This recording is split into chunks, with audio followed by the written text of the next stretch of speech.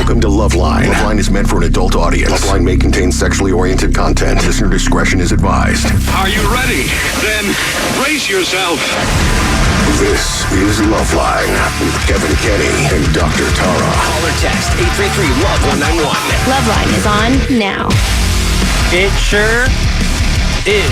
Kevan Kenney, Dr. Tara, producer Muggs in the house. And thank you for joining us on the podcast, or if you're listening live on KROQ in Los Angeles. We're going to get right into it today on Loveline with a scam story. And when you think about a scam story, you think maybe about like a financial show, right? Yeah. Or a Klein Alley show, the morning show on KROQ. No, really. No, not that they scam people. You're laughing because you're insinuating that. No, because they talk a lot about Klein getting scammed and scams to avoid. But you don't necessarily think of scams when you think of Loveline. Would you, Muggs? You wouldn't think of scams when you think of Loveline? Like the kind of like physical scamming, like you used to say in middle school. What is that? What's physical scamming? What? You guys have never heard what? What? Wait. You guys have never heard what scamming meant? Scam? Is that how they used to? Is that Like- no? That's ska music. You mean like catfish? No, like feeling each other up, scamming, making out. no? What? In middle school. Oh, yeah. whoa. Scam? You wanna go scam? Wait. No, That's a thing. No, How was old a are thing. you guys? No, wait. Scamming? Wait, what do you mean scamming? Scam. It meant it was like a slang in middle school, like when you were like we're gonna make out with somebody, like and feel them up, and yeah. And where Scamming. did that come from? Like, what does that speak to? Usually these things have like an origin. I don't know. What is that about? I don't know the etymology of it. Here, let me. Hold on. Scamming. Scamming. Now, you grew up in Never Thailand, heard. didn't you, Dr. Tara? Right. Did they ever call it scamming? No. What did they call it in Thailand? Making out. Really? Yeah. We're straightforward people. Wow. Well, I remember hooking up. I remember, Yeah. you know, like just like things like that. That's what we would Yeah. call it, making out. I think the English language, especially American English, has a lot more slangs for sex-related things. That's interesting. You think it has more slang than other languages? Yeah. I think slang is more cultural based because I mean, thinking about like the English language, Yeah. British people have all sorts of slang that we don't have here. Right. Yeah. But people are learning more now because there's like a lot of, famous British people here and like musicians, right? Like Right. people listen to music like Lola. Yeah, Lola Young. Yeah. Yeah. And they learn like words from there. Yeah, You for know? sure. And Yeah. hip hop is huge in that too. On a community forum, it says, who's she say? Yeah, maybe that's your problem. Like you're on a community forum. No. Credible source. Maybe that's what they call them on community forums. Beloved Bride 07 says, whenever I see the word scam, I remember middle school when it was used as a slang for making out, or maybe more. I was uncool and not privy to such details, probably because even then I used words like privy. But scamming, it was a word. And what was the guy's username? This is a girl, and it's Beloved Bride 07. All right, so that's Muggs' username. Just so anyone's curious. Beloved Bride 07. They'll never think it's me. Well, anyways, there are scams that take place in the world of romance, sex, and dating, which is what this show's all about. And this blew me away. You sent me this article this week, Dr. Tara, Right. and not that you're not reputable, but I didn't believe it. I thought this was just some sort of clickbait thing that maybe you fell for because even the best of us fall for the clickbait at times. And I thought that there was no way that anybody on earth could be as stupid as the person that I'm about to tell you about on Loveline here. A woman got scammed, okay? Let's start here. A woman got scammed and thought she was dating Brad Pitt, okay? So, I mean, already, this woman's a moron. I mean, this woman is a moron. And I don't mean me so mean. That but is this so woman, mean. But you're a moron. And you know what? You can be there. Some of my best friends are morons sometimes. This woman is an idiot, okay? How much do you think she got scammed? Because clearly the scam here, we'll read about it, is that somebody claimed they were Brad Pitt and then was like, I need money, right? For what? Like for what? Well, I don't know. We'll get into that. But how much money do you think you can scam out of a woman if you're pretending to be Brad Pitt? How much money, Muggs, do you think? If pretending to be Brad Pitt? Yeah. I mean, God, not a lot, because isn't Brad Pitt loaded? Well, that's Yeah, what I'm like why saying. would Brad Pitt need money? Exactly. Right. So, exactly. like, See, now she's agreeing with me that this woman's a moron. So you think how much? Just give me a ballpark. maybe, let's say the $300 deposit you need for a hotel room. Maybe he Okay. didn't have his card. Yeah. And this was the hustle. $300. Yeah. What do you guess? 10,000. 10,000. Yeah. You think that this woman could get up to $10,000? Yeah. For Brad Pitt, Yeah. who's a multi-billionaire, and probably not billionaire, but a multi-millionaire, never has to worry about a money a day in his life for the rest of the time because of his successful movie career. That guy needs $10,000? If she's in love with him, Wow. All right, you want to know how much she got scammed for? how much? $800,000. What? Almost $1 million. So this is according to the BBC, the article that I'm reading. A French woman was conned out of $850,000 by scammers. I guess this is multiple people posing as actor Brad Pitt. And obviously she's faced a huge wave of mockery, Poor including woman. me. It says here that the primetime program, I guess, that covered this, which aired on Sunday, attracted national attention on interior designer Anne. So she's probably 53 years old. She's 53. So this isn't a kid who thought she was in a relationship with Pitt for a year and a half. She says she has since told a popular French YouTube show that she was, quote, not crazy or a moron. Oh, she must have heard me. I just got played. I admit it. And that's why I came forward, because I am not the only one. A representative for Brad Pitt told U.S. outlet Entertainment Weekly that it was awful that scammers take advantage of fans, yada, yada, yada. Yeah, of course he's going to say that. This is just unbelievable. I'm trying to get more information here as to the story. And Muggs, if you want to pull it up on your end, and if you see anything you'd like to bring to our attention, please do. This is just incredible. And I guess she's just being mocked mercilessly I think for it's this for story. a medical expense. It's for a medical expense? Yeah. Well, then what do you know about this? Because I saw pictures of it on TikTok. Like Brad Pitt, or not real Brad Pitt, like a fake Brad Pitt is in the hospital. And there's like pictures of him in the hospital. Like real Brad Pitt was in the hospital? No. Oh, fake Brad Pitt. Yeah, was in the hospital and like sent pictures to her. It says here in the report, Anne said her ordeal began when she downloaded Instagram in February 2023 when she was still married to a wealthy entrepreneur. Okay, so Anne is a moron. Anne is a moron. Not only Anne, by the way, you can deny being a moron in France, on Loveline, on KROQ in America, and on the podcast. You're a moron. First off, you're doing this while married, so you're a scumbag. Second off, you're an idiot. Why would Brad Pitt, out of I have to get more details here because I'm getting a little worked up. I'll be honest with you. She was immediately contacted by someone who said they were Brad Pitt's mother, Jane Etta, who told Anne her son needed a woman just like her. Okay, so we're going to take this step by step. Is there any part of you that doesn't think this woman's a moron? No. I know you want to be nice. But okay, so Mug's still a moron?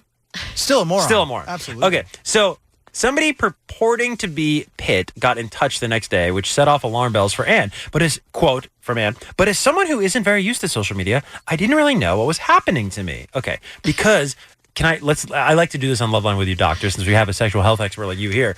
Let's get down to the nitty gritty, the brass tacks of the matter, okay?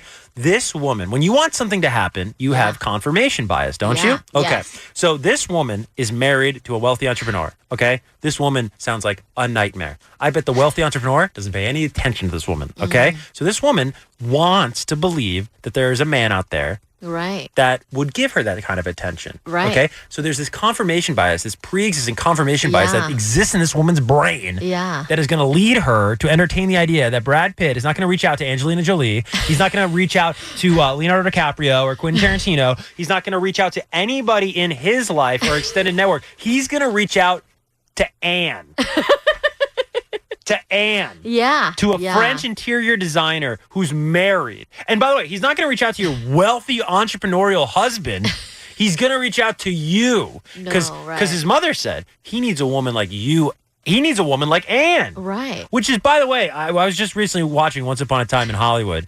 And I at the end of that movie, it's like a 3-hour movie, I thought it was good. I thought his performance could be even better if he had somebody like Anne in his life.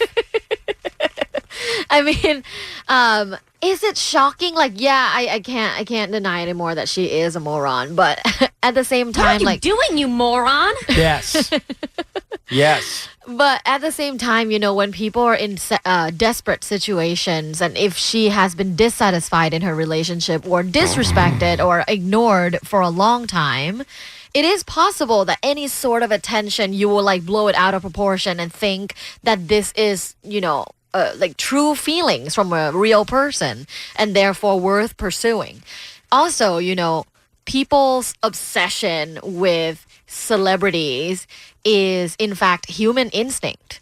It's human instinct to follow, right? To love celebrities, to like look up to celebrities. There's always celebrities in our culture from the very, very beginning of civilization. Like there's always been religious leaders. There's always been like, kings and queens. And so with Brad Pitt reaching out to her, she would be like, oh wow, like, this is a very special person. Well, it's only going to get worse because what you're describing is a parasocial relationship. Yeah. And those are only going to get worse as lifestyles become more and more parasocial. Yeah. Or maybe it's just para-lifestyles. Right. We're increasingly living and we're sort of breeding these new generations, whether it's Gen Alpha or this is the first year, of course, we're calling babies Gen Beta. It's a new generation, if you didn't see that article. And these kids are basically VR and virtual reality is, if nothing else, a para experience, right? And I'm using layman terms. I don't know if these are the right terms, but they're all parasocial relationships, right? And they're not real relationships. And we're going to live more and more isolated lives as technology is on the rise and AI is on the rise. And I don't want to sound like an old man barking at the wind here and telling you get off my lawn, but there are downsides to all this AI innovation and these parasocial relationships. We're just developing more and more and more. And I think you're going to get scammed like this. Now, this story, I don't mean to laugh, but listen to this. Anne and her husband divorced. Okay? Due to this? I don't know. I don't know if that's why. But no shocker there that her and her husband divorced. Okay. So her husband's a wealthy entrepreneur. She's awarded $775,000. How much of that do you think went to fake Brad Pitt? Muggs? I gotta say, she loves him. Well, I thought you said 850.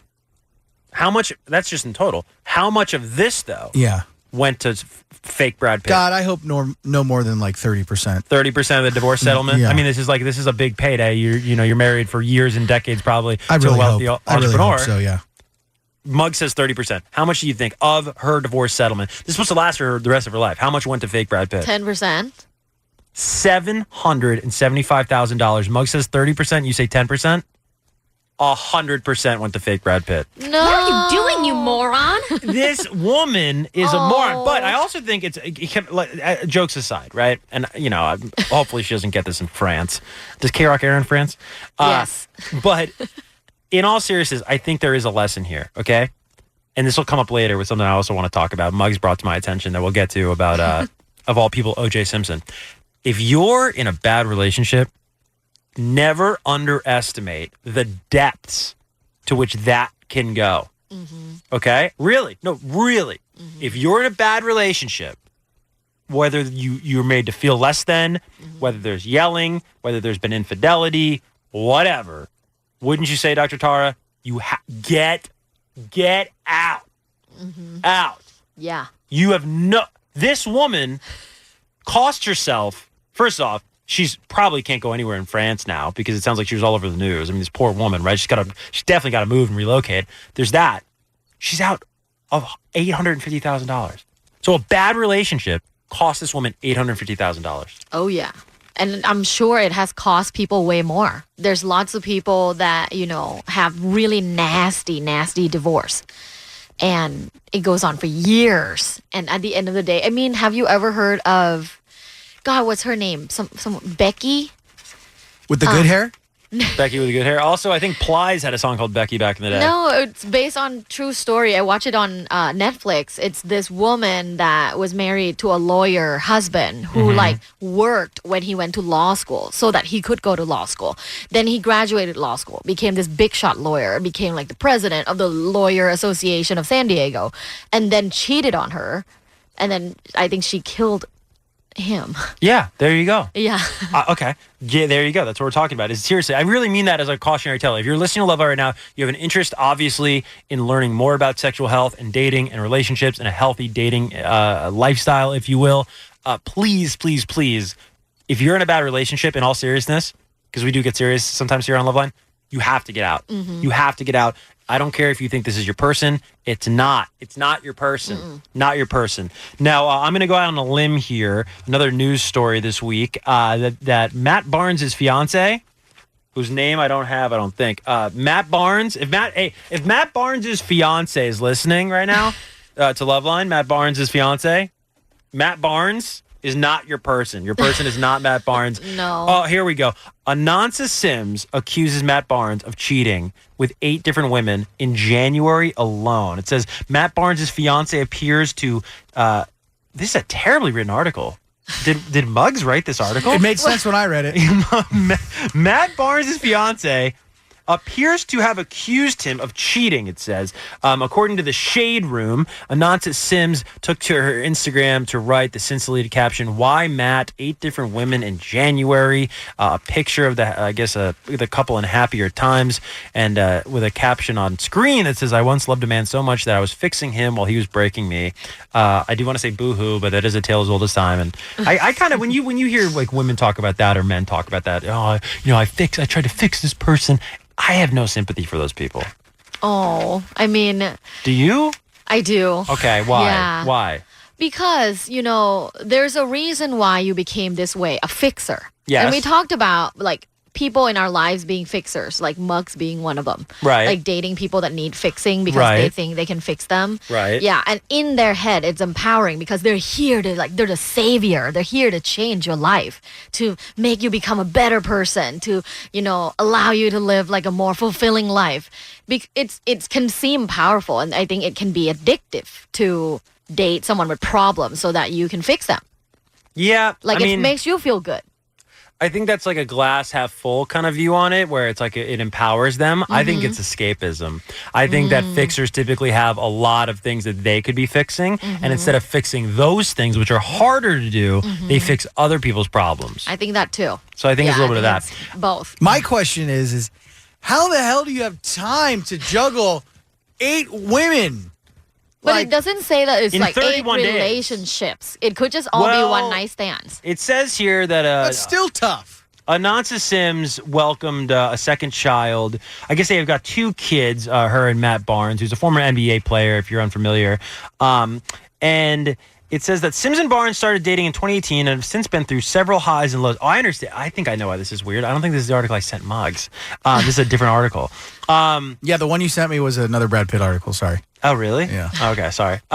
Anyways, I believe like one of these women like sold the couple auto insurance or something to that effect. There was my point is there's a lot more details in this other article if I can bring it up really quick. And it's to answer Muggs' question, because it is a good question. How on earth can you possibly do that in a month? I mean, January has 31 days, so I mean I'm bad at math. But Muggs, can you divide on your computer? What's 31 divided by 8? 31 divided by 8. Carry the 2. Hold on. 3, 4. No, it's almost 4. Like 4. So it's like a woman every 4 days. It's a woman every 4 days. Yep. There you go.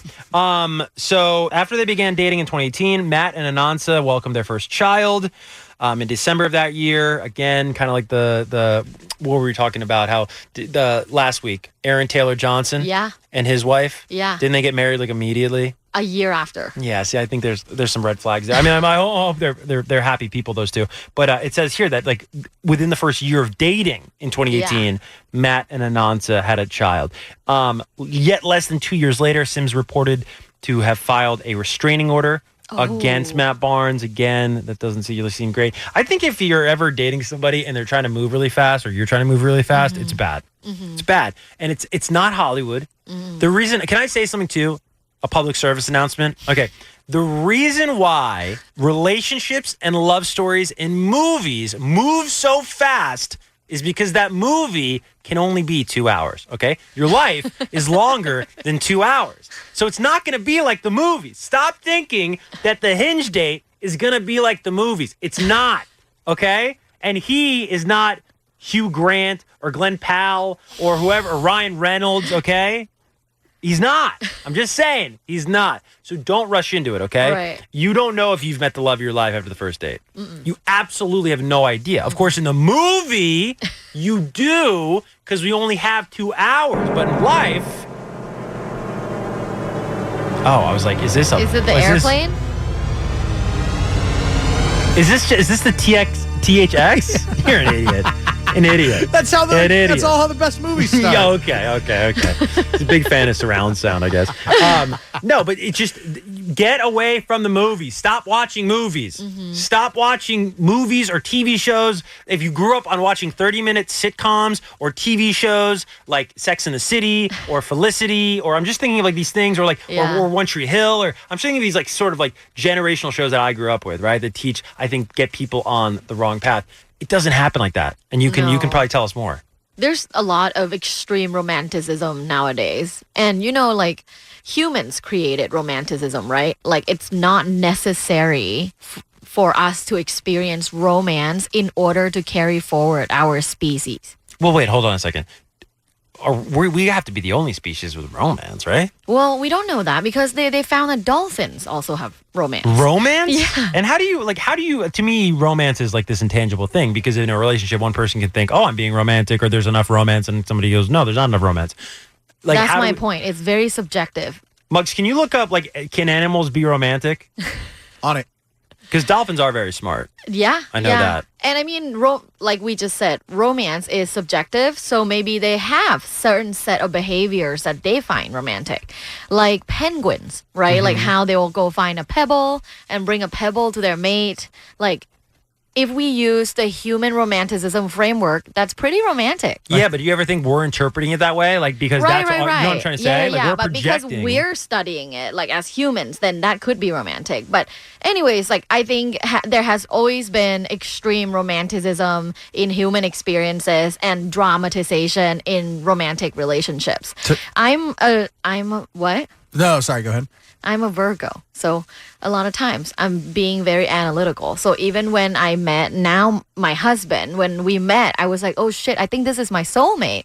I still had, the calculations in mind of like, well, but like, what are our situations? What are our values? Are we compatible generally? Are we sexually compatible? Like there are a lot of things that I think about, but then there are people that don't think about the analytical things at all about their relationships, and they're based solely on the romantic connection that they have with these people. And that's why some people say they want to go on dates and feel the butterflies in their stomach.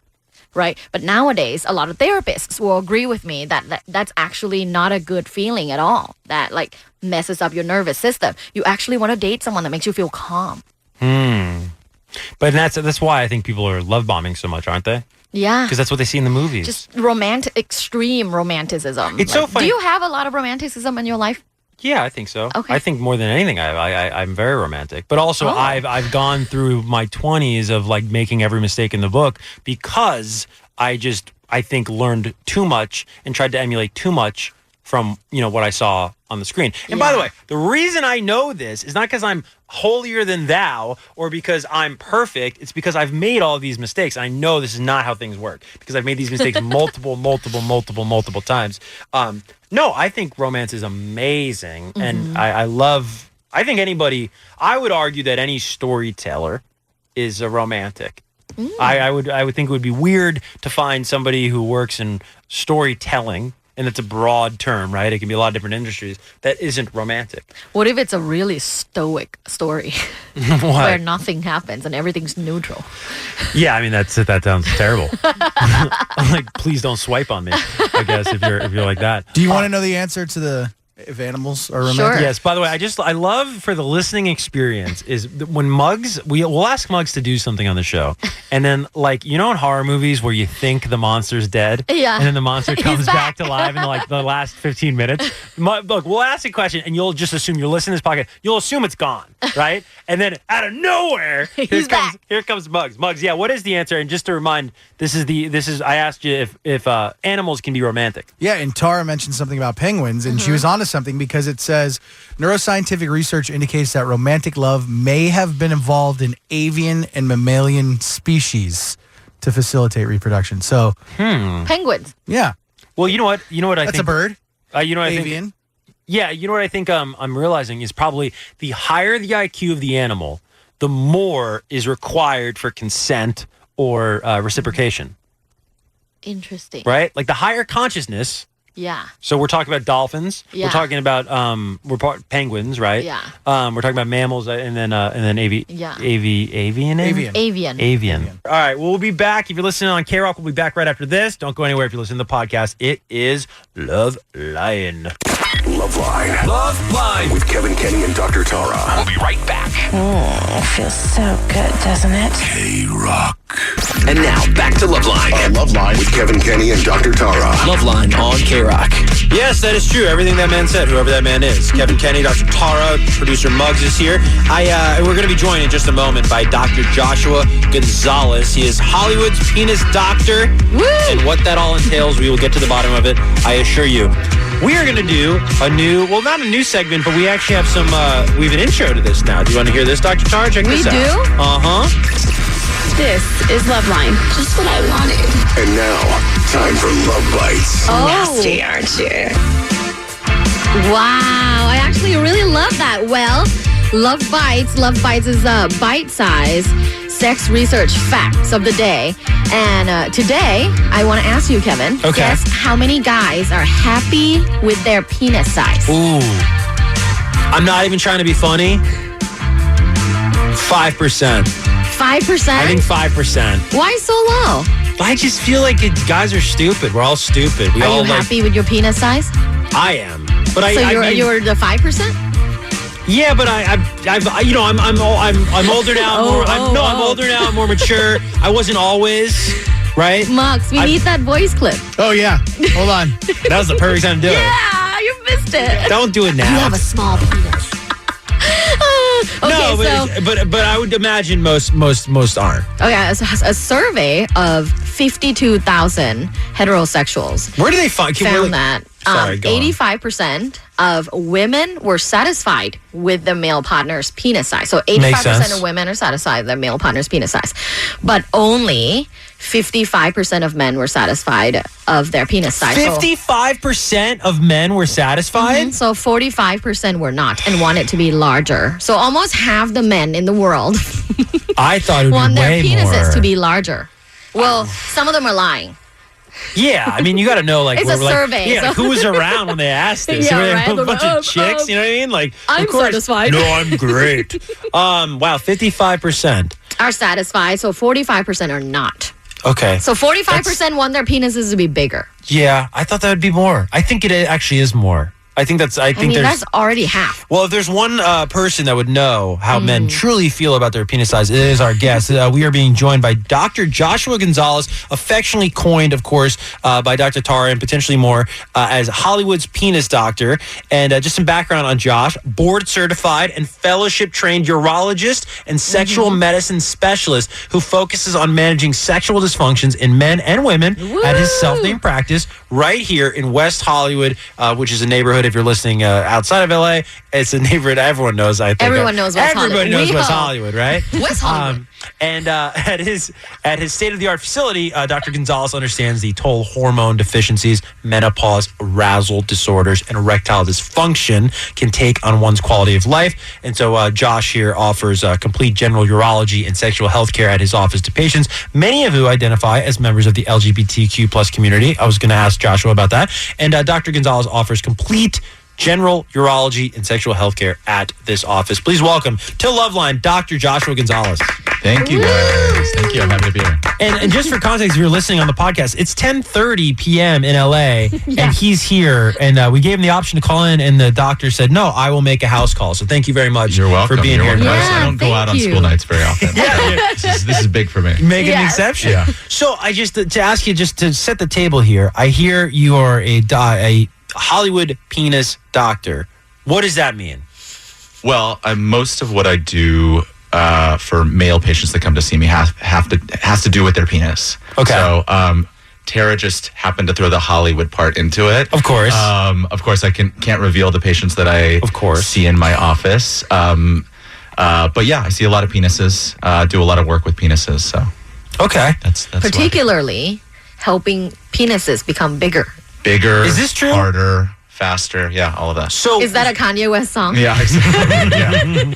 So, how do you go about making a penis bigger? Because of course, I remember like pumps back in the day, or you'd hear all these sort of old wives' tales about hanging weights and whatnot. And I'm sure you hear this every day, the sort of skepticism. But do you do like, can you get an implant in your penis? He's asking for a friend. Yeah, Right, of exactly, course. Exactly. Come see me in my office. It's across the street. Yeah, when you see my car parked out My front. office is across the street. I thought he was happy with his penis. I thought you were the 5%. Right? Yeah, no, so there are surgical options for sure. I am not a huge fan of those because they just, surgery comes with risk. Some of the treatments that I do in my office are, the primary one is using filler, which, cosmetic filler, the same that people put into their lips and their face to add volume. We do in the penis to add volume down there. So that would add to girth? Yep. It's primarily a girth enhancing treatment. There's not a lot of safe non-surgical options, I would say, to make erect penises longer. But the filler treatment primarily works on girth, but it does help your flaccid penis hang lower. So a lot of guys are happy with that. They can walk around feeling more confident in the locker room or at home and kind of show off a little bit more. In the locker room. Yeah, I heard him say Maybe that. it's just the locker and room I said, guys. man, don't let old guys at my gym find out about this because they're already too confident in the locker room. So the last thing they need is to be even fillers? more. Oh, sorry. Yeah, I mean, really. So the penis will get wide or girthier, fatter. Yeah. With the filler. Yeah. Much like cheeks do, or where else do people get filler? Lips. Okay. So, but then if you become erect, it's the same size as it was before? No, it's also fatter when you're erect. So it translates to a increase in girth for both flaccid and erect, because it kind of stretches as your penis stretches and gets bigger as well. And how long of a runway of research do we have on this in terms of is it? He's asking for a friend. In terms of safety? Yeah. Penis filler has only been happening, I would say, probably for the last 5, maybe 10 years. Right. Filler has been around for a long time. Yeah. So we're using the same type of filler that's been used for 20 plus years, right? Right on. Which has a great safety profile. But in the penis specifically, there's only actually been, I think, a couple of smaller studies that have looked specifically at safety outcomes. And it kind of matches with the safety outcomes of filler used elsewhere in the body. It's very, very safe. I should caveat and say it depends on what type of filler you're using. So in my office, we use hyaluronic acid, which is the most common type of filler that people use to enhance their lips and their face. There are some other permanent types of filler, or collagen stimulating fillers that last a little bit longer, which can sound attractive to somebody, but they're also a little bit riskier to use. So if you have, an area that looks a little uneven, with the filler that we use, it's very easy to correct. You can inject it with an enzyme to kind of dissolve that, a little part of it, to make it look more even. So how often do you have to get, because filler, you have to redo it, right? Yeah. So how often, if you want a girthier penis, how often do you have to go get, you're laughing, but that's what people are going for. It's not fun. He's asking for a friend. No. There are people that listen to this. But are there, how often would you have to go? How often would a guy have to go? So it lasts about 2 to 3 years. Wow. Wow. That's so long. Yeah, it's actually longer than... It's actually wider. Most people that are doing, lip filler, for instance, are doing it a couple times a year, sometimes once a year. That was my impression. Yeah, yeah. So with this area of the body, we do it less often. Well, we also use the lips more, right? Yes. We use the lips all the time. We it's kind drink of big for water, eat yourself. food. Yeah. Oh, you don't drink water or eat food? I'm going to... Or perform say oral that. sex? He's on a But- strictly sex diet. Yeah, Yeah, that's how I eat, man, all right? Yeah. That's how I put That's how food get on the table. That's how I get my calories. Sit down, manly man. No, but with your patients, and if I ever ask something that violates any sort of HIPAA, please just stop me. But when your patients that come in and they ask for this procedure, do you ever see what they have and go, oh man, you're fine? Oh, I would say most of the people that I treat are fine. Yeah. I mean, most of the guys that are coming in for this procedure have normal size penises, right? But it's one of those things that people end up doing to feel more confident. Yeah. In themselves, with their body image. They feel more confident in bed. It often translates to partners being happier because they see how happy their partner is. So, Do you think the partner is because I'm just trying to picture, is it enough where the partner would notice? Is this something you have to share with your partner? I mean, I encourage my patients to share. They don't always do that. Some people come in sort of secret, and then Secret? they don't tell their partners they're getting it, and then there's a period of abstinence after the procedure because you need to let everything. How long's that? It's 10 days. Oh, that's not bad. Wow, that's But so if you, short. are living with someone and you're used to having sex a couple times a week and then suddenly you like can't have sex for 10 days, that's usually when they end up finding out. Are most of them in relationships or single, or do you not even get that far with the patient? I usually do ask, like, just casually. I think it's a mixed bag. Okay. I've seen, people that have been in long-term relationships, people that are in open relationships, people that are newly divorced and, out in the dating field and want to feel more confident. So there's, Newly divorced. Like, get a Corvette, get a new penis. Exactly. That's the new thing, right? Yeah. That's better like dick is the new Corvette. Yeah, like sports car sales are going down, and your business is probably booming. So when they get this, I would have an aversion to any needle like going near my private area. Yeah.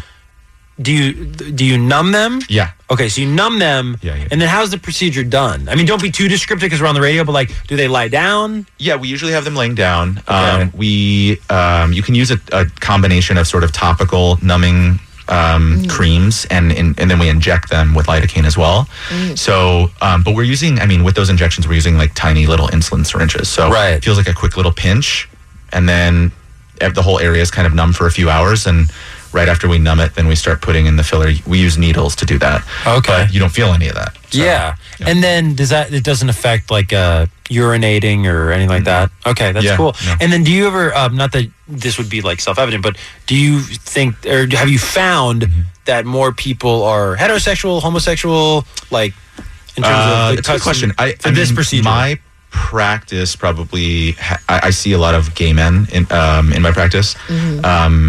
I would say for this particular procedure, it might skew a little bit more straight. Interesting. But it's a mixed bag. I definitely see gay and straight men. Right. For sure. That are getting this done. That's interesting. Yeah. Wow. And so how did you like get into this line of work? Dick plumping? Well, like urology, as a kid, as a kid, you just want to be a doctor. Yeah, I walked up to my mom one day and I was like, I want to take care of penises. Yeah. No, I actually didn't know what urology was when I went to medical school. What is? I still don't. So what is urology? So we are like doctors of the genitourinary tract. So that's everything having to do with like urination. Okay. And like your genitals. Okay. Basically. So, for most urologists are treating primarily men. So it's everything from like cancer involving like kidney, bladder, prostate, penis cancer, testicular cancer, to like guys just having trouble peeing as they get older. Right. What's up with that? I hear that. Like when you get older, you can't pee. Like you're like stoked if you peed. Yeah. So your prostate is one of the organs in the body that continues to grow throughout your life, right? So most of our organs grow to a certain point and then they just stop, right? Like, but your nose gets bigger your whole life, your ears get bigger, and your prostate gets bigger. And as it gets larger, it starts to obstruct the outlet of the bladder where your urine comes out of. Oh. And so it's sort of like you're pinching off the hose. Yeah. So the hose isn't as wide and you can't get the urine out. So question for Dr. Tara. I have a question too. Can I ask you a question really Sure. quick? So if a man, an older man, has a larger prostate, does that mean he has like a larger G-spot, or can he get more pleasure out of the prostate if it's larger?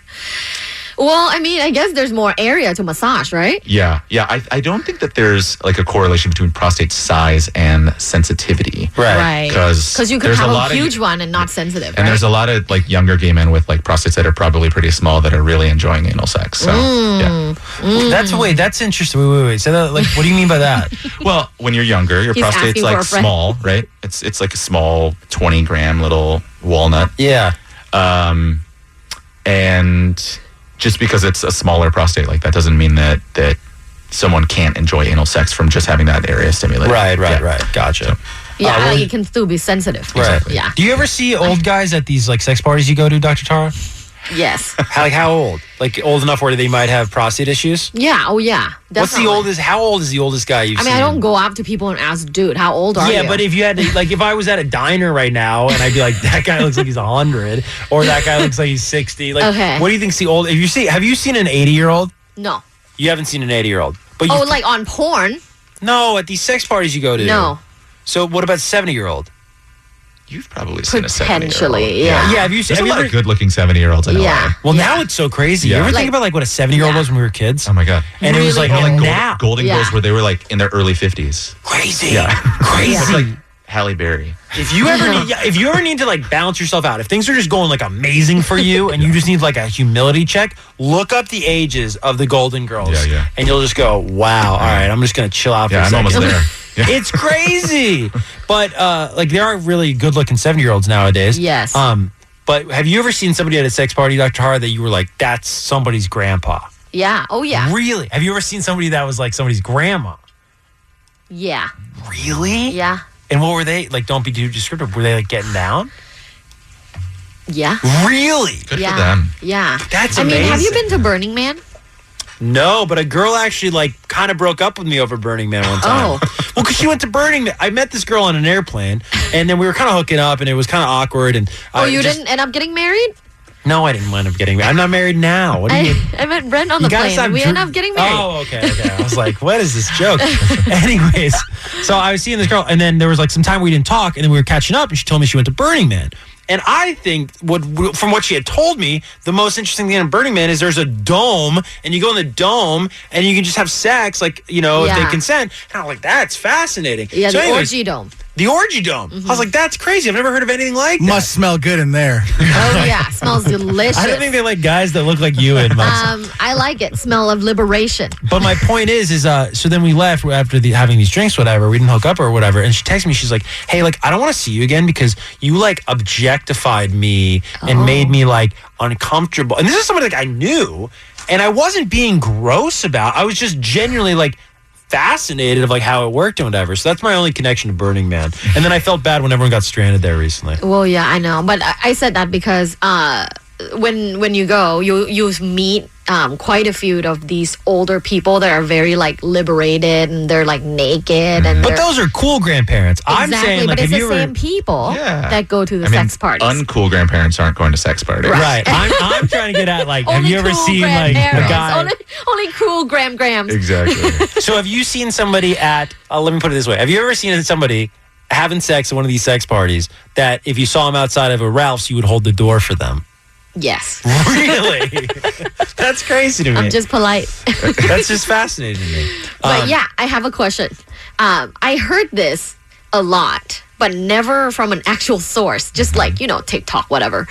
And they say like if you live long enough, you'll eventually get prostate cancer. Yeah, that's true.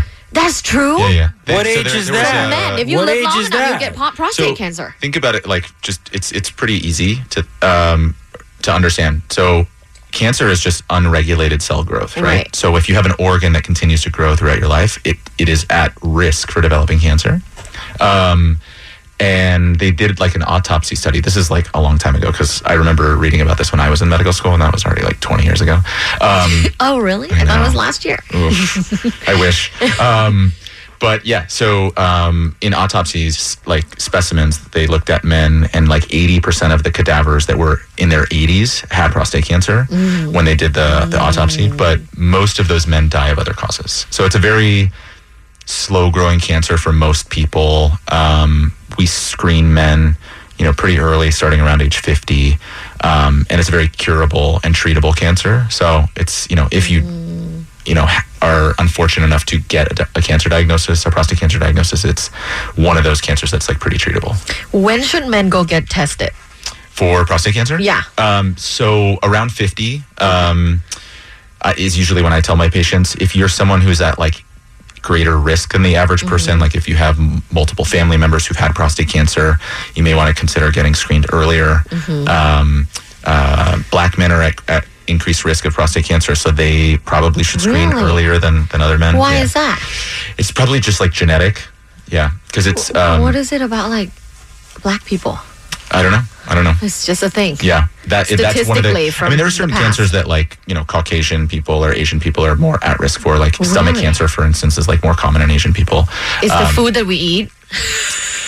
Yeah, it's probably related to something like that. Yeah, these cancers that are like more prevalent in certain communities, it's not fully understood why that is the case. But yeah. So what cancers are for white people? Most of them, actually. Oh no, like skin cancer. Yeah, for sure. Yeah. Oh, well, we're learning a bunch about Yeah, cancers. But that's- yeah, if you live to 80, Kevin, you'll get prostate cancer. That's pretty crazy. Yeah. I always think of these people where they just like they die and people go, "What happened?" Oh, they're just old. Oh, I have a fun fact about prostate cancer. If you want to reduce your risk of prostate cancer, okay, yeah, men who ejaculate more are at have a reduced risk of prostate cancer. Interesting. So that is good. Now, but there's a balance, right? Because now I actually love having you here because it's like two sides of I think a lot of curiosity for the Loveline audience.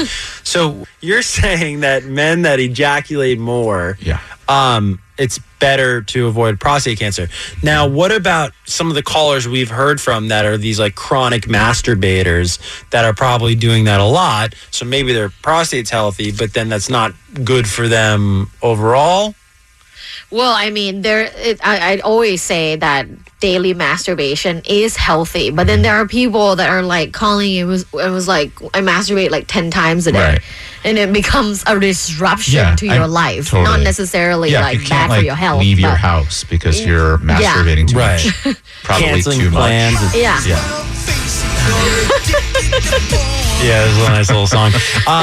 Yeah, that was like I think I didn't realize the depths of that. Where I've gone through times in my life, I'm like, I'm probably watching this a little too much. I probably shouldn't be doing this, right? But like we've heard from people, doctor, that like cancel plans. Yeah. They'll like, People just love masturbating. Yeah.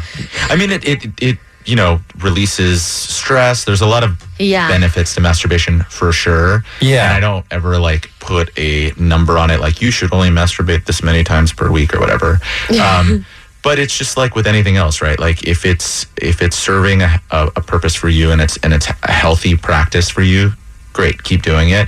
If it's something that's interfering with your ability to sort of do daily tasks or seek out sexual or romantic relationships, like then it's you probably have a problematic relationship with masturbation. So what else do you offer? If I'm using the proper vernacular? Well, so what else do you offer at your practice? Yeah, so I mean, it's basically like a comprehensive sexual health practice. So we treat patients of all genders for a variety of sexual health issues. So like the big ones would be things like erectile dysfunction, premature ejaculation, low sexual desire. I do a lot of hormone replacement therapy for men, so that's like testosterone replacement therapy. I treat perimenopausal and menopausal women with hormone replacement therapy. I have a lot of patients who have pelvic pain or experience pain from sex. So we treat both, both of those issues as well. Sorry, Kev. Dr. Josh, before you go, gas station boner pills, yay or nay? Stay away, please. Why do you say that? So they're not regulated, right, by anybody. So how can you sell them? It says they're not regulated. You can sell a lot of things with Really? that are not You can regulated. sell anything. I just found out that the nicotine Zins are now regulated, but before they weren't regulated. And I'm going, how did they legally sell that? Yeah. I mean, you can sell anything. If you go on website like I don't know, Etsy or something, like you can make like at home products and sell them. Like guns. Like pharmaceuticals? I don't think who's selling Tinctures. pharmaceuticals? Yeah, Tinctures and tinctures, potions. like That's heal. different than like pills. No, But- I mean the gas station supplements. They've had some studies where they've actually taken them and analyzed them in a lab, and like they can be not to say that all of them are, but they can be full of like caffeine. Sometimes they have like rubber particles in them, and sometimes they have actual pharmaceutical medications in them. So they've found that some of those actually have sildenafil, which is the generic for Viagra. Really? Yeah. So, people are taking these things thinking they're like an all natural way to like enhance bedroom performance, but sometimes they have Just like low dose Viagra. exactly, but but Viagra is not a medication that everybody should take, right? There are contraindications to taking the medicine. And so if you have somebody who falls into that category and picks up one of these boner pills, takes it, they can have like a serious cardiac issue. You know what I mean? So with like obviously more young men than ever are taking like the sildenafil. Yeah. So with anything, it's going to get abused. Yeah. Right? And especially like with like young people. Do you know what happens with like such a thing as like Viagra abuse? Good band. I don't see a ton of Viagra abuse because most of the men that I see, I do see actually a lot of young men with real erectile dysfunction. So like they need the medication. So I wouldn't really classify it as abuse. I'm sure it happens. I just don't, given the nature of what I do, I see patients that have a real problem, and that's one of the solutions that we give them. How do you treat like you said something, low arousal, low libido, or low sexual desire? Yeah, like low sexual desire. So not erectile dysfunction, right, but low sexual desire. Yeah. So in men, low desire is often related to erectile dysfunction. As an example, in like the Viagra trials in the 90s, right? Men who took Viagra in those studies reported improved erectile function, but also improved sexual desire. So there's a very clear association between erectile function and libido, but they are actually separate phenomenon, right? So there are some men who have totally normal erections and have no desire for sex, and there are other men who have a lot of desire for sex, but their penis just doesn't work, right? They can't get hard or can't stay hard. So you have to kind of address both issues. Interesting. Yeah. So we unfortunately have to get to break, Doctor. But where is like the best place? Of course, on Instagram, you are Joshua Gonzalez, MD. Yeah. And is there anything else you'd like to like let the listeners know, both here in LA and people who listen to the podcast? Yeah. I am always trying to advocate for people to find solutions for sexual health issues. So I think, if you're someone who is struggling, not having good sex, want to have better sex, having a problem with sex, seek out solutions. Follow me on Instagram, on TikTok. Go to my website, joshuagonzalezmd.com. There's a lot of just like helpful information there that may not apply to you, but maybe your partner is dealing with that problem. So yeah. Well, thanks so much for taking the time. Yeah, thanks for having me. We got to chat again soon. This is great. Yeah. We'll be back with more Loveline. More Loveline coming up with Kevan Kenney and Dr. Tara. Call or text 833-LOVE-191. KROQ. Back on Loveline, it is Kevan Kenney, Dr. Tara, producer Muggs, and we are going to break down the top 3 kinks in America. Now, I'm a big college football fan. You ever watch college football? Yeah. They have like the coaches poll, the USA Today AP poll, right? And you have the top 25. College basketball does the same thing. I assume college baseball probably does too. And that's how you can figure out who the best teams are in the country, the top 25 teams. And that's a great sort of like vetting audience, right? The coaches that play against these teams each and every week. Now, I have a question though, with that in mind. How do you determine the top 3 kinks in America? Was this a study, Dr. Tara? Yeah, so this is related to like kinks and sexual fantasies, and it's based on the study of Dr. Justin Lehmiller from the Kinsey Institute. Have you ever heard of the Kinsey Institute? Yeah, didn't Ray Fiennes play that guy in a movie? I've never seen George Kinsey? Have you seen a movie? No. Is it George Kinsey? Is that his name? You're looking at the wrong guy. George Kinsey. I'm looking at both of you. Is it George Kinsey? Alfred Kinsey, American sexologist. There we go. American sexologist, I knew biologist, that. I forgot. Okay. and professor of entomology and zoology, He was real into sex. who founded the Institute for Sex Research at Indiana University. By the way, you know who I want to talk to? Whoever used to make Real Sex on HBO. Remember Real Sex? Yeah. I remember, like, I didn't love that show because, like, it was kind of, like, serious and weird and probably informative. But, like, when you're a kid, you're trying to get your rocks off. I was like, yeah, I love it. Like, I jade it. Yeah, but you'd have to get the right... Like, what was way better for Jay in it was Taxi Cab Confessions. That was way better because, dude, you'd be, like, getting into it and it would be like... And then they'd start talking about a guy. And you'd be like, all right, yeah, get back to the girl, And then you'd be like, yeah, they're talking about this guy a lot, And then he's, like, naked. And then I'm like, I can't do this. So anyways, we should talk to the producers, though, of that show. I would love to interview Real Sex. Do you remember Real Sex on HBO? Yeah. That was a big show, man. Yeah. Anyways, so hey, this Kinsey Institute did this study. Shout out to Lemure. Who's the doctor? Dr. Justin Lehmiller. Mario Lemure. Okay. Justin. Yeah.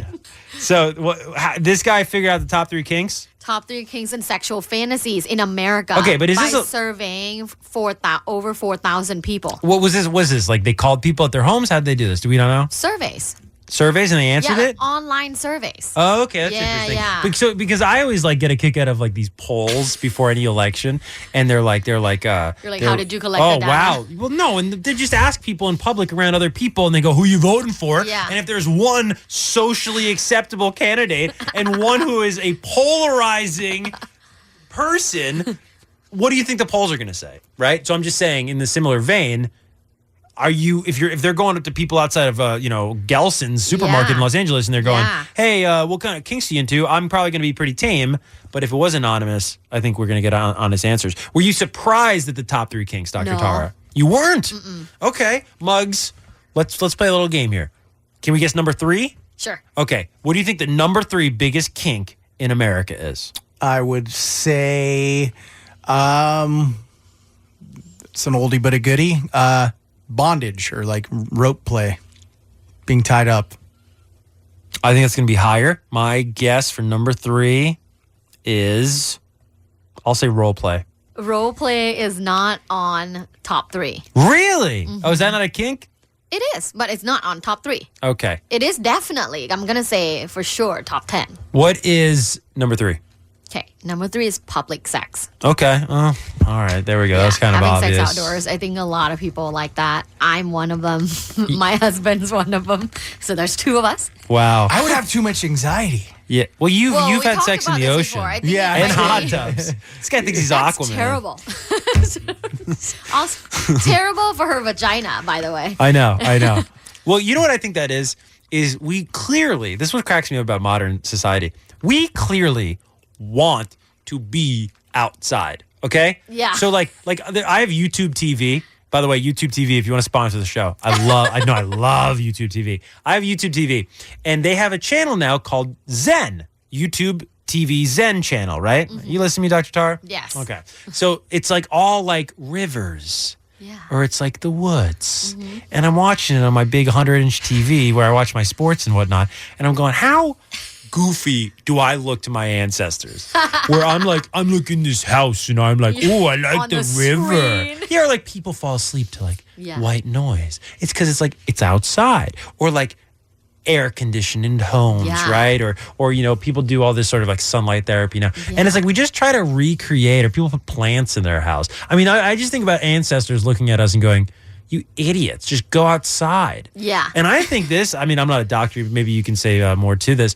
If I ever have a buddy or my girlfriend's down in the dumps or anything, I'm like, go outside, walk around, get some vitamin D from the sun, work out, and just tell me if you're anxious after that. Tell me if you aren't feeling better moving around outside. So I think public sex, we probably do want to have sex outside because that's probably where we're supposed to be having sex. Yeah. I mean, people back in the days didn't have houses or apartments. Right. They had sex outside. They had huts made of pizza. Sasquatch sunset. No, we're not You're going back asking there. for You know what I love about Muggs? I have to say this. What I love about Muggs is he will say something that is incredibly incriminating about himself. And I will go, as a friend, I'll go, well, I'm not going to acknowledge that. Or I won't bring that up again because why broadcast that about my buddy? He's honest. He's forthright. I appreciate that on the show. And then, so I'll be like, okay, cool. That's like, that's a dead and gone if you didn't hear the episode. And then he'll re-bring it up that he watches Sasquatch sex movies. No, dude, it's a movie. It's an actual movie released by an actual real, yeah, it's a real I can't movie. do this with you. It's a real movie. It's not Muggs. Sasquatch Muggs. sex movie. Muggs. Tara? Muggs. Tara? Muggs. Help me. Muggs. In that movie, don't lie to me. Don't lie to the listener. In that movie, okay, is there a scene where Sasquatches have sex? Multiple. I rest my case, Your Honor. It's a weird movie. It's a weird movie. It's about nature, dude. Man, we were talking about that OJ doc on Netflix recently. I would love to hear Carl Edwards because that guy's amazing. The way he talks out of like problems. Yeah. I would love to hear him defend Muggs in a court of law about, this man is not a pervert. This man is a family man. This man likes cinema. He was raised in Los Angeles. This is what this man knows. He loves nature. He's open-minded. And he watches Sasquatch sex movies. So that's number 3. Not a sex movie. Number 3, right? I've watched so many movies in my life, dude. I've never seen a movie where Sasquatches have sex. I just want to put that out there. So what's number 2 on this list? Do we want to guess? Public sex is out. That's well, number he 3. already guessed it. Oh, I Okay, guess well, number there 2? you go. BDSM? Yeah. Okay, that's number 2? Yeah. All right. And I mean, we practice a little bit of that too. So I would say I also fall into that category. You of like the that? statistic? Yeah, But you're what they would call a switch. I am a switch. Right. Yeah, because sometimes. Good job. I Good love, you know job. what's really funny about the show is like I try to play like host guy, you know, oh yeah, that's good, it's interesting. And then I'll slip up and expose myself as being a little well read on some of this stuff. But you are a switch, it sounds Yes, like. And do you I want to am. explain for the lay people what a switch is? Yes. So a switch is someone who likes to do both dominating and submission just at different times. So sometimes I like to dom, sometimes I like to sub. But I would say my my general ratio, I probably sub way more. I probably sub like 70% of the time. But you know, there are some occasions where my husband would be down for me to dom, like he's in a mood. Then I like that too. I like to switch it up too and play that role, although it's not in my nature to be that like aggressive, but I enjoy it from time to time because I feel like I get to like perform or like be a different person. Right. What's your favorite thing to have someone do? And answer honestly. Just bleep Mugs if this is bad. What's your favorite thing that you have people do when you're a dom? Can I say it? Yeah, say it, and then just bleep it. Just bleep it. Just bleep it. All right, fine. Write it down. We're gonna play the write down game. Write down, or why don't you try to explain it? What is Dr. Tar's favorite thing to do, or have people do as a dom? Just try to explain it like you're, in front of your grandparents. Tell a man to get on their knees. Oh yeah, I know it. Yeah. And then do oral. Yes. You like but okay. I would say it in a lot sexier way, but yes. Okay. Well, you would okay, say you would no. Also, put your pants on. Poor man's blood pressure. Muggs is very turned on by that. Okay. Yeah. And by the way, A lot of this men is are. why Muggs is a radio. I really mean this. As much as he may frustrate me from time to time with other things, he's Likewise. no. But I go. Of course. I acknowledge that. But he is a radio legend because he's this honest, and that's why I love him having him on the show. I should say. Yeah. But Muggs, he's really into that. Yeah. That doesn't do anything for me. I know. Different strokes. But for what different is folks. that? What is that? I'm so curious. I feel like I'm always pressing on this, but I'm Yeah. fascinated on the whys, Yeah. right? So the whys, like where I would like to be the aggressor, right? But I don't like, there's something about being told what to do. I mean, really, if I'm going to be honest and very self-aware in all aspects of my life, I don't like being told what to do. But That's your thing. But especially in the bedroom. But then Muggs, you love that. Yeah. Okay, why do you love that? If you can say so politely. Politely. Because I think traditionally, and correct me if I'm wrong, Tara, traditionally women don't normally do that. Right. It's the male role. Right. So when it's switched, when it's switched, it's awesome. yeah, it's like novel. It's new. Because most of the girls or people that I've been with, they're never usually the dom type. And I'm not really like, I enjoy it, but not more than I like being dominated. Yeah. A lot of men like it. Yeah. No. They I'm get not. to lose control Right. for a second. You know, you go out, work all day, make all the decisions, making all the things happen, drive all the way home. Like maybe you just want to let loose and like tell me what to do. Yeah. Yeah. I wonder if like kinks are bigger in places where like you just said drive home. And I just think about how stressful LA traffic is. And like I'm It's wondering so if stressful. right? So Yeah. stressful. And I wonder if like things like this, like to blow off steam, are bigger out here. I would say men in metropolitan cities reported more of the likings of the BDSM and like being subs. Huh. Like in New York, dominatrix dungeons are so popular. Yeah.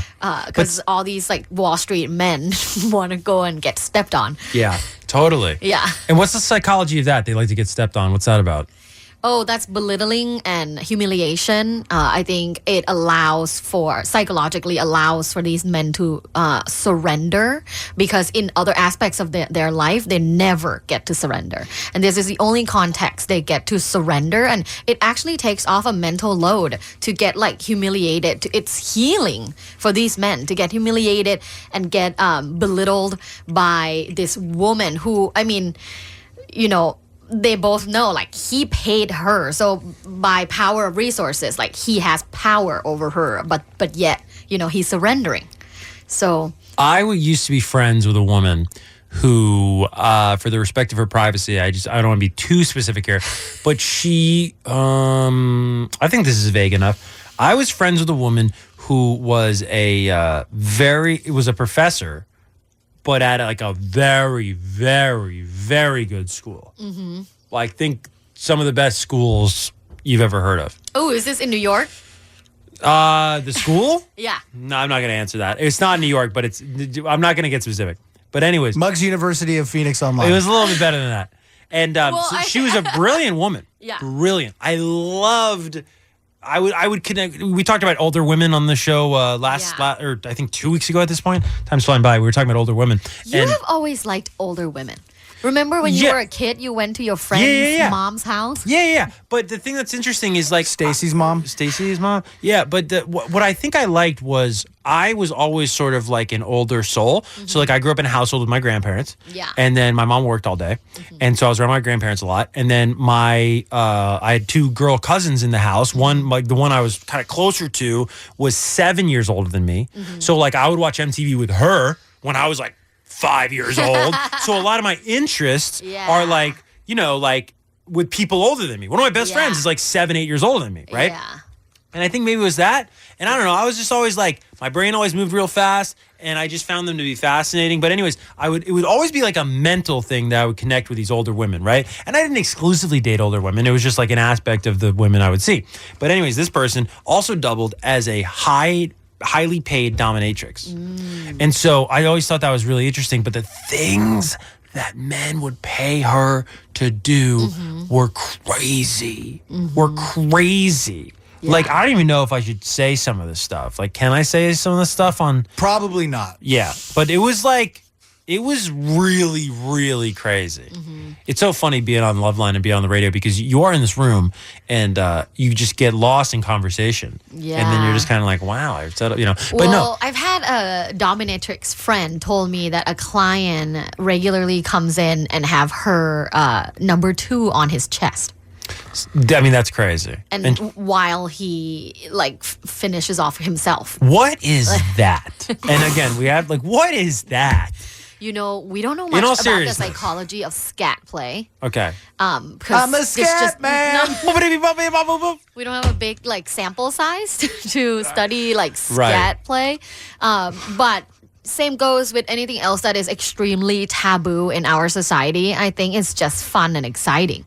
Like if you think about the guys that have tried everything, have all the resources in the world.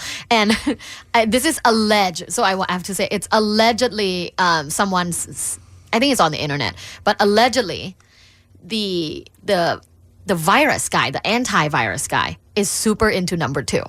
Who's that? What? McAfee. He's I dead. heard about this. He's dead. Yeah, but he was. Okay. Yeah. Can we let the man rest? What are we doing? No, he was. So anyways... His virus software will live on forever. Yeah, I was going to say. Yeah. George Washington, you know what he was into? He was into number 2. But yeah, going back to just people having all the resources in the world, all the privilege in the world, what else can you do that's exciting, when you can do anything and everything? Yeah, but that's what I think is interesting is this developing sort of out of the modern world we live in where we have access to crazy visuals, increasingly crazy drugs, increasingly crazy stimuli. Mm-hmm. And so sexuality is being rewired from things that truly turn you on to you needing novelty to turn you on. Mm-hmm. And sometimes I'm like, is that always great? Or is that a recipe to look yourself in the mirror one day and go, I just did something that is incongruent with my sexual orientation because I needed to do that to get my jollies off. And then, you kind of, when you come down, I mean, there's that there's that come down from horniness. Why is there S all over my chest? Yeah, you know what I mean? In the come down? Yeah. I don't feel like Superman at all. What's that smell? Wow. You want me to pay you for this? What do you mean it was my idea? Yeah, I mean, it's crazy. But no, when you come down from that arousal high, which can be at least for men, manic. Don't you think? Sometimes where you're just I mean, how many? We've all been there. We call it post. I don't think you can say that word. Can't Yeah. say Yeah. post something clarity. Post ejaculate. Yeah, post ejaculate clarity. Yeah, There you go. yeah. No, I mean it's really odd. I mean, stand-up comedians have made the joke. I think Andrew Schulz has made this joke, and so I'm not stealing it, but he makes the joke. He's like, girls think we're like playing games, but we truly don't know if we like you or not. Like, because our bodies are like, we love you, but we won't know in a weird way until that post-ejaculate clarity. I mean, again, we're making light of it, but it's like kind of, it does feel a little manic. Or have you ever had that moment where you're just like, you're having some crazy experience intimately, and then you come down from that sort of manic state, and you're just like, this was crazy. Like, this was wild. Like, wow, look at this. Like, we made a mess of this place, you know? I'm usually just passed out. He's an honest I'm man. just picturing Muggs. Snoring. Passed up. Like, just slow zoom, right? Like, the woman comes back from the bathroom. Just, hello, darkness, my old friend. There was no time for him to have any kind of clarity because he's out. No, she comes back from the bathroom, and Muggs is sprawled out unconscious. I hurt myself today. I've post ejaculate narcolepsy. Is that rude? Is that rude? No strip. By the way, we got to get to number one. What's number one on the top 3 kinks in America list? Group sex. No way. Yeah, so threesomes. Like almost every single person that has been surveyed, well, let's not exaggerate, let's be factual. About 70%, which is a lot of people, of the participants in the study have said that they have this fantasy or kink. That's got to be men, right? Because you know what's interesting? Women too. Well, we put up a poll, and not that we're anything, but like we put up a poll on Loveline recently, and it was like, what do you think about threesomes, basically? There were all these different options. And there wasn't one woman that wanted a threesome.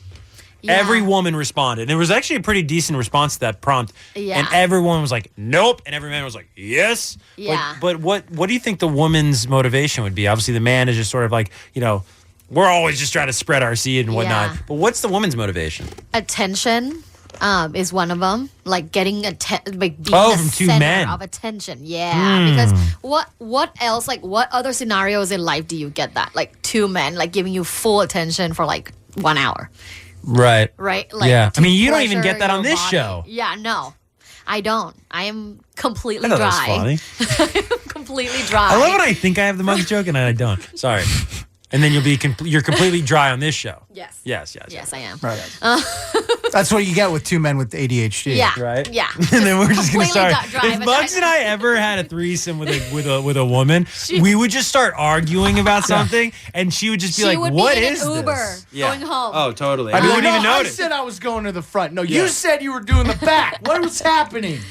Yeah, I think so. For women, I think the pool is attention and experiment. Some women are very experimental, me included, and I think you just want to know what it's like. And Is like, would that go for swinging too? Is that group sex, swinging? Yeah. Yeah. And why like, if you believe what you read on porn sites, why are all the swingers in Florida? I feel like that's the only thing I've ever found that were like geographically genred, where it would always be like Florida swingers going at. It's never like guy in Indiana gives it to this girl. It's, you know what I mean? It's more universal. But swinger content is always like Tampa swingers, What's up with that? I see a lot of that. I think I think it's correlated to older individuals. Okay. And there's a lot more older people. Because they're like, F it. Yeah. Yeah. Yeah. When people say like, oh, when I go to a swingers resort, right? Like what kind of people are there? And there's always like all different types of people, but I would say, to be honest here and not to oversell, there are usually a lot more older people at swingers resorts. Swingers parties. Yeah, I mean, you were yeah. telling us with Dr. Joshua Gonzalez that Right. you go to sex parties specifically but sex with parties are elderly very people. different from swingers resorts. Right. Like right. swingers resorts is a whole resort constructed and ran and operated. Like, I mean, these are multi-million dollar like business. Right. Right. Like They got pickleball. They got Yeah, they have. They do. They have hot tubs. Like they have everything. Wow. And it's all like everybody's naked. So there's this place in Palm Springs as well. Oh, really? Yeah. and everybody's naked. Like it's nudity, like clothing optional. Everywhere. Yeah, All nudity right. everywhere, and it's typically older individuals. Okay. Well, sounds like nothing I'm into. When we come back on Loveline, we're going to talk about how your parents dictate whether or not you have a good sex life. That's next on Loveline. Loveline. Loveline. With Kevan Kenney and Dr. Tara. We'll be right back. Feels so good, doesn't it? KROQ. And now back to Loveline. Loveline. With Kevan Kenney and Dr. Tara. Loveline on KROQ. Back on Loveline, Kevan Kenney, Dr. Tara, producer Muggs. And we told you just before the last break that your parents have a whole heck of a lot to do with your sex life, which is a wonderful thought. You've already told us you are completely dry right now, Dr. Tara, and we just wanted to make sure you're still dry. So, I mean, we've talked about losing erections on this show quite a bit. I feel like the fastest way to lose an erection is to think about your parents during sex. You know? That's why I don't like girls saying daddy. Don't call me daddy. I don't want to think about your dad. I'm definitely not your dad. What was that book, that children's book, where like, what was it, like a duck was walking around? Are you my mom? It's a sad book. What book was that? Can you look that up, Muggs? What book was that? Are you my mother? Like, was it an orphan duck? I don't know, man, but that's a messed up book. That was a big book when I was a little kid. Are You My Mother? And it was like, wow. It was this duck or something, and it would walk around and ask, like, what was it? Are you my mother? It was... Dog, not a duck. Well, no, the duck is on the dog's head, and it looks like a... No, it looks like it's Dr. Seuss. No, but it says by P.D. Eastman. That's what I'm confused about. It's written by this guy named P.D. Eastman, but he, like... Dr. Seuss, like, recommends it or, like, endorses it. So what is it about? Well, you know what else Dr. Seuss endorses, and I think I've talked about this on Loveline, is when children are alone, a cat, a man cat, so sort of like what do you call that when it's like part human, part animal? Animorph. Yeah, so an animorph, right? An adult animorph breaking into a home where the parents are away and then bringing two smaller people with him and then destroying the home and taking advantage of the children and then leaving a mess for the parents to come home to. That's Cat in the Hat. What? That's right. It's kind of weird, right? That is right. It's kind of weird that idea occurred to that guy and he wrote a whole story about it. Are You My Mother is a story about a hatchling bird. His mother, thinking her egg will stay in her nest where she left it, leaves her egg alone and flies off to find food. The baby bird hatches while the mother is away. The hatchling does not understand where his mother is, so he goes to look for her. While he cannot yet fly, he walks, and in his search, he asks a kitten, who says nothing, a hen, a dog, and a cow if they are his mother, but none of them are. Unable to give up, he does not walk, but runs as he sees an old car, which he realizes certainly cannot be his mother. In desperation, the hatchling... Mom, is that you? The hatchling... Oh, it's an calls out- Oldsmobile. Sorry. I thought you were my mom. The hatchling calls out to a boat and then an airplane, but neither respond. And at last, He's yelling at planes. he approaches and climbs onto the teeth of an enormous steam shovel, Yeah. calling to it, "Mother, mother, here I am, mother." However, after it belches from its exhaust stack, the bird, realizing the steam shovel wasn't his mother after all, says it's a snort and tries to escape. But the machine shudders and grinds into Are motion. you reading the whole story? Yeah, this is okay, the whole thing. Stop. I don't know. Like, Stop. I want to know the Audiobook. ending. Okay, dude. yeah, you read the ending. I bet it's great. But that was the book. And by the way, I also think that there's a guy on the side of the 101 freeway in Tarzana that I see sometimes, and he asks planes if they're his mother too, and he yells, "Mother, mother." And there's this. I'm saying there's a universal appeal. It applies to a lot of people. This story. I also think there's an analogy of looking. There's a great line in a Counting Crows song that I love. Where it says, some of us wait so long waiting for mothers to come, like waiting for, people to save us, right? Yeah.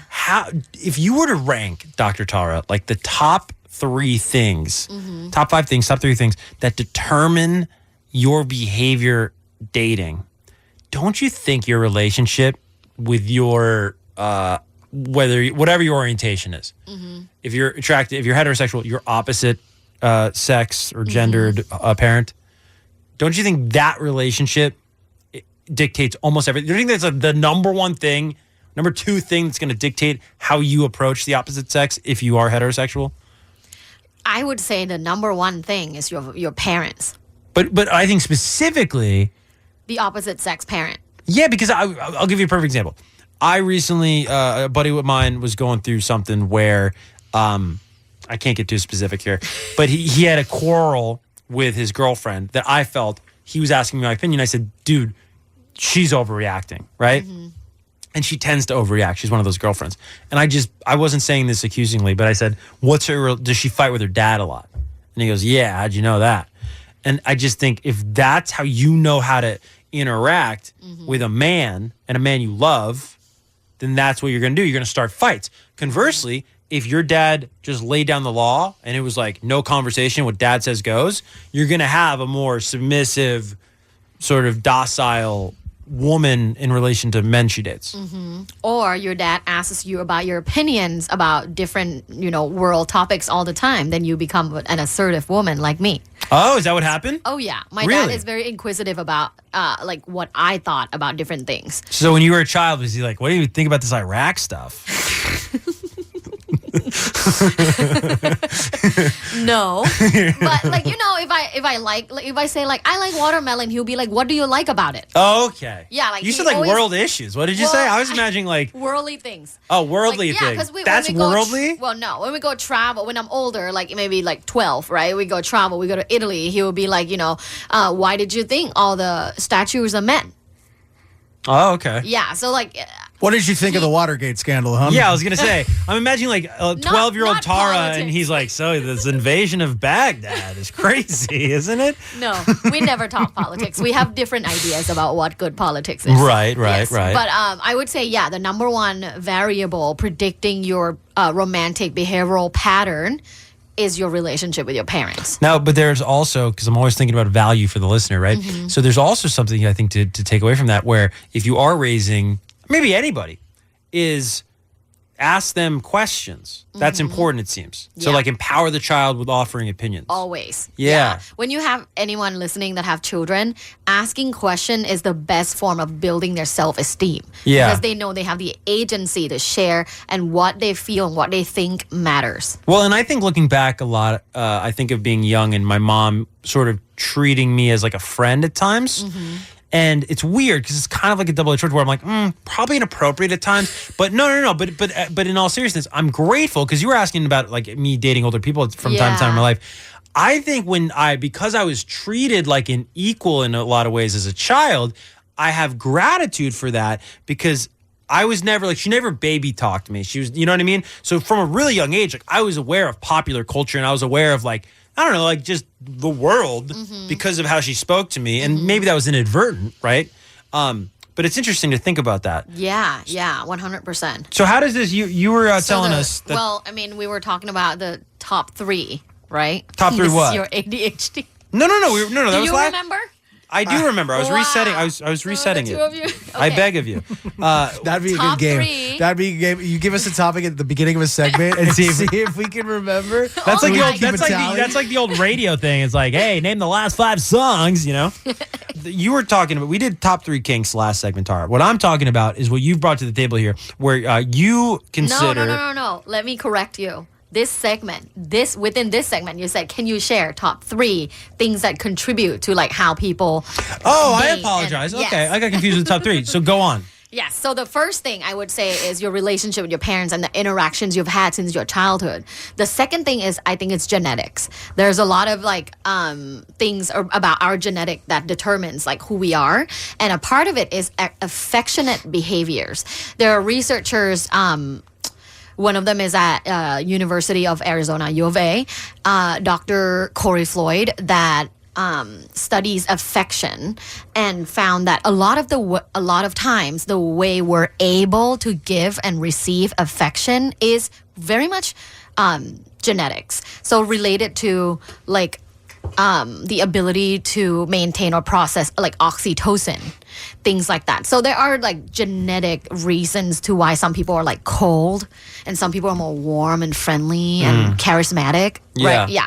So that's the second reason. And I think the second top, what was it? Like top 3. Yeah, top 3. Well, I just have a why quick people- question. Yeah. So how important is your first sexual experience in terms of dictating who you are?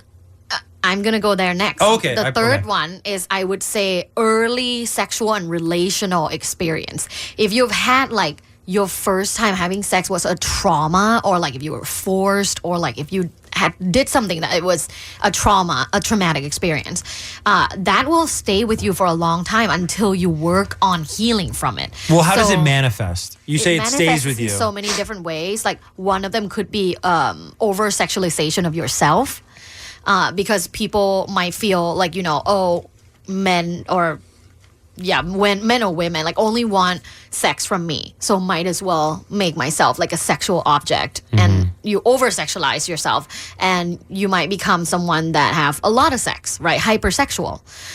So that can be one way it manifests. And is that in an attempt to reclaim your sexuality that may have been robbed of you from the trauma or the non-consensual first experience? Yeah. But if you become a hypersexual, then it's not necessarily like a great way to reclaim your trauma. Right. Yeah, because then it becomes a different issue. Yeah, of course. You're solving an issue with an issue. So, and then how else would it manifest? Or is that typically how it manifests? And I'm asking this because if somebody's listening right now and they've been through a traumatic first sexual experience, they might go, well, that doesn't apply to me. But maybe if you cover some ground here, they can go, oh, I do that, right? Yeah. So 2 other ways that came to mind from the literature that I've read. The second way it manifests would be like extreme sexual anxiety and voluntary celibacy. So like if you've had such a traumatic sexual experience when you were young, it is possible that when you become young adult, you kind of become a recluse, like you remove yourself from like sexual encounters within the dating or relational development process. So that's the second one. And then the third one, I would say that I've seen in literature is like, so we have people who have a lot of sex, right? Hypersexuals. We have people who don't have sex, like people that have extreme sexual anxiety. And then I think there's also people that tend to become dismissive. So like have an insecure, dismissive attachment style. If you had a terrible relationship or terrible sexual experience when you were younger, your first love was terrible and they did you wrong and manipulated you, then you could become completely removed from the idea of anyone is trustworthy or anyone is going to love me for who I am authentically. Then you could protect yourself as a defense mechanism, protect yourself by being dismissive.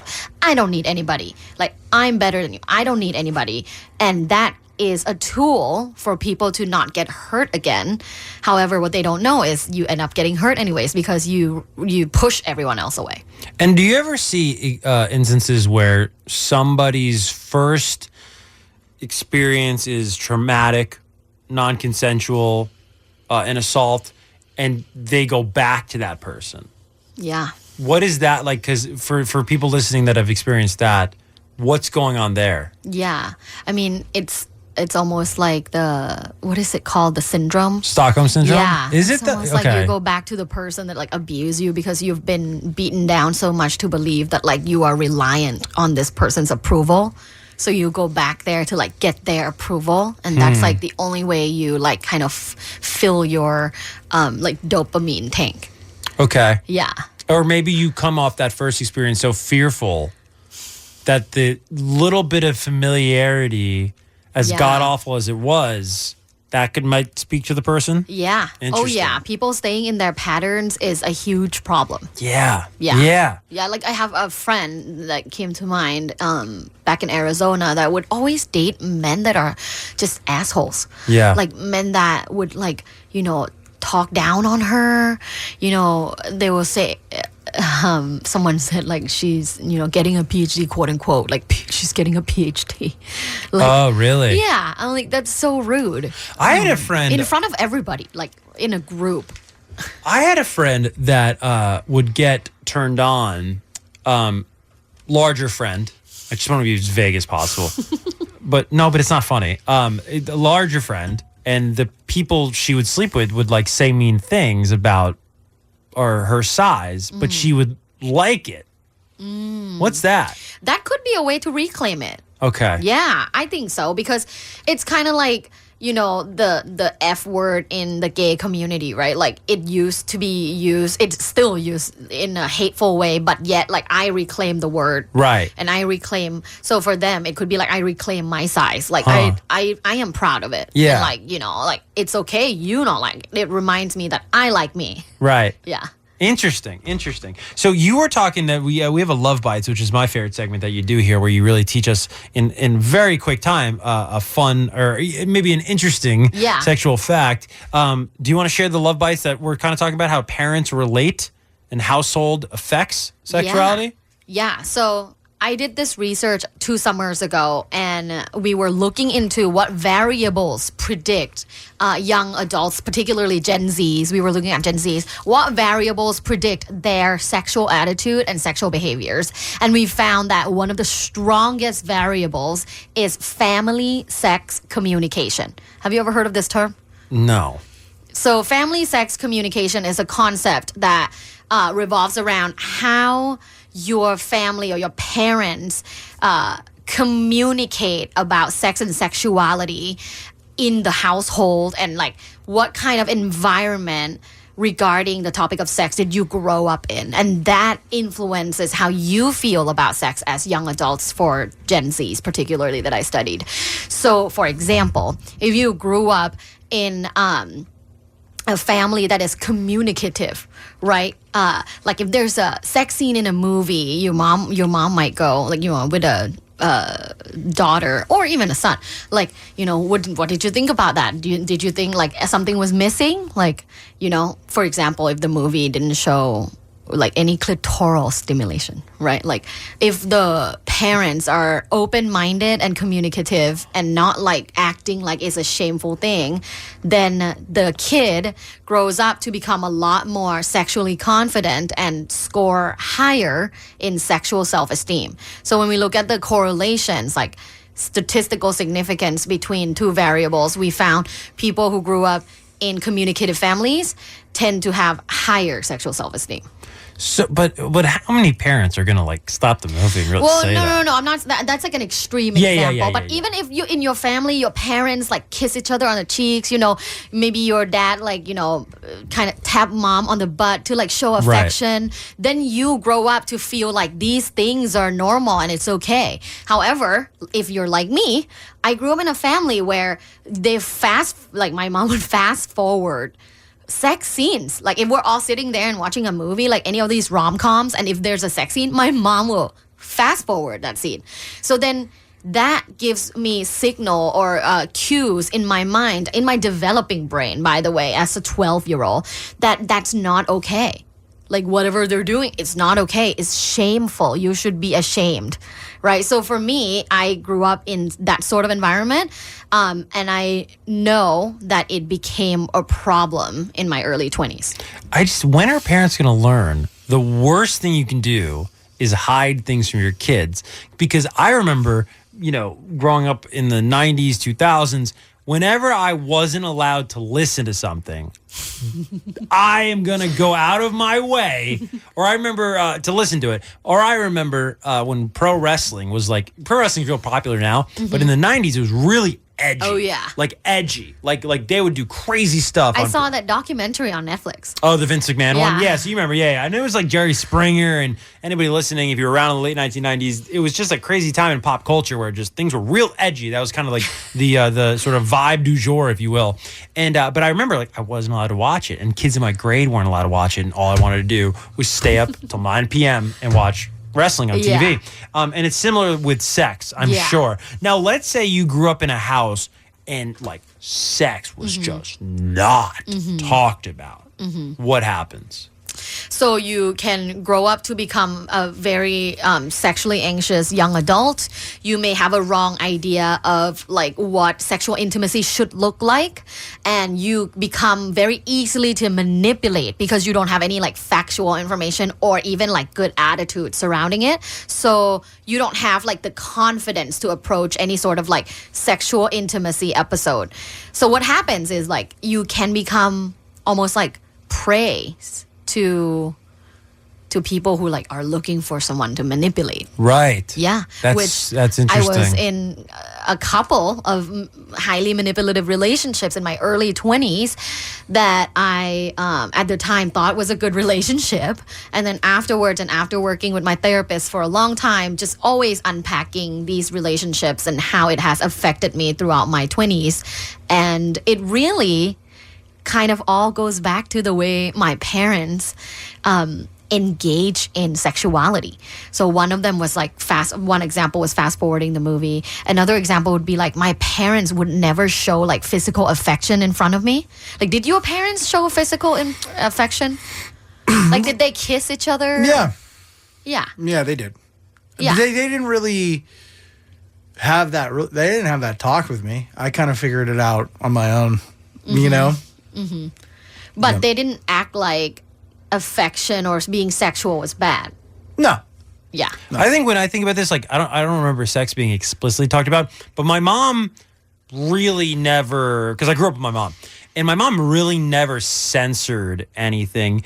But also, in fairness to my mom, she worked all day, so I was like unsupervised, and then what probably made all the porn at 10 years old. Well, that's what I mean. And then what's crazy is like my two of my best friends in middle school, one had a sister like 10 years older, so she's out of the house by the time we're in third grade, and then my other friend was also unsupervised, and so it was like 3 8-year-olds doing whatever we wanted. Wow. But what's interesting is I think how that manifested was like when it came time for adolescence, like I remember I was like, me and that friend were like, we would go to the mall in 6th grade when no one was doing this, and we would go to the mall and like get girls' screen names, because back then we didn't have cell phones. Yeah. So you get our screen name from AOL, and then we would like, I had a girlfriend from another town in 6th grade. So the point of that story being like, maybe because I was familiarized with sex and women and sexuality from a very young age, not complaining about it, was pretty cool. That by the time I was 11 or 12 years old, I was like, yeah, like I don't want to, because I do remember that. Yeah, I do remember, you were very advanced. I do remember like my friends would want to like play Yu-Gi-Oh cards or something. Yeah. And then me and my other buddy, who like the other unsupervised buddy, would be like, dude, like let's go to the mall, man. There's like chicks at the mall. Yeah, like we would walk around, and this is so funny thinking back. We would walk around until we saw girls we thought were our age. Because you remember that, Muggs? Like if you're 12, you know, like yo, that 15-year-old's not even gonna entertain me, bro. You know what I mean? Yeah. So we walk around. You until haven't hit puberty. Yeah, and I mean it's so weird thinking back to like, because you know in your memory you're always like you. Like when you think back, you're just you. You're not like a smaller version of you. You're just you. Right. And it's so weird to think back to like, man, must have been so weird. Or you know what I think about is movie theaters, because that's where we would go. We would go, we would scam on girls, Mugs, but we would make out, and I'm like, man, that would have been so weird. Like 12-year-olds, like you're watching a movie, 12-year-olds behind you, just like going at it. I'd be like, that'd be terrible. That'd be terrible. Because we would even go to the movies, and we wouldn't even go see a movie we wanted to go see. The hustle back then was you'd go on moviephone.com, and you'd be like, I need to maximize my makeout time. So you just go to the longest movie. So I remember being in like a Under the Tuscan Sun. You were so advanced. I was a little bit of a planner, but we'd see ridiculous long movies just to make out for longer, because that's the only place you could make out, but probably awful for everyone. Kevin saw Titanic 3 times in a row. Yeah. Exactly. Just to get the second base. Oh, yeah. Well, you know what? You know what's funny about that? You know what's really funny about that? I remember the boob scene was on the second VHS. Oh, so you just start with the second VHS. Yeah, me and my buddies would be like, when are we going to watch that just first want the VHS? boob scene. Yeah, I don't need to like see him like, do the King of the World thing. Kate It's like, Winslet. Yeah, man. That's pretty crazy. Is that the one in the cart? Like the hand, like... No. He when paints was, her. Yeah, when he was sketching her. Oh, yeah. I want you to draw me like one of your French girls. Beautiful breasts. Yeah, that's weird. Those probably were like the first breasts I ever saw. Those were those hers, or were the stunt breasts? CGI stand-in breasts. It could be stunt breasts. Maybe. You're ruining my childhood right now. This is live radio. We got to get out of here. We got timestamps. It's Kevan Kenney, Dr. Tara. Where can people find you? Lovebites.co, LUVBITES.co. Awesome. Muggs, Yeah, where can people find you? here. Oh, I was going to say O'Grady's. Hey, we'll see you on the next Love Line. Peace. This has been Loveline. The opinions expressed on Loveline are not necessarily those of staff, management, sponsors, or the station. Loveline is produced and engineered by Jonathan Beermug Cantrell. Loveline is a presentation of the world famous KROQ.